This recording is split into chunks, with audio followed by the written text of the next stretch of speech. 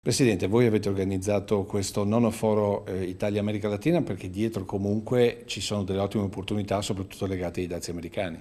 Ottime, grandissime opportunità per il sistema delle nostre imprese, per due fattori. Primo, perché è un mercato di 800 milioni di abitanti. Secondo, perché ci sono tanti italiani, oriundi italiani, e l'italianità ha un suo valore nel richiamo al Made in Italy. Nuovi mercati per rispondere all'altalena dei dazi di Trump. E a Castelbrando per 3 giorni le aziende trevigiane e venete incontreranno rappresentanti di un mondo economico che va dall'Argentina al Brasile, passando per Cile, Colombia, Ecuador, Guatemala, Messico, Panama, Perù, Uruguay e Venezuela, con numeri importanti.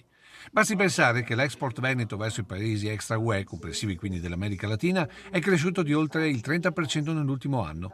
E l'area latinoamericana vale per il Veneto da sola oltre 2 miliardi di euro di scambi, contando che ad esempio l'export totale della provincia di Treviso è di 7,7 miliardi, mentre quello di Belluno è di 2,6 miliardi, dati primo semestre 2025. Questa è un'occasione unica da non sprecare, perché in questo momento, con le crisi internazionali che ci sono, con i dazi americani, rivolgersi a questo mercato è fondamentale per lo sviluppo futuro e per mantenere quel trend di crescita che ha l'export. E non solo esportazione di prodotti, ma anche sviluppo di imprese in paesi in costante crescita. E ci sono paesi come la Colombia che sono in grande espansione, ci sono paesi che oltre all'italianità hanno bisogno della nostra tipologia di produzione.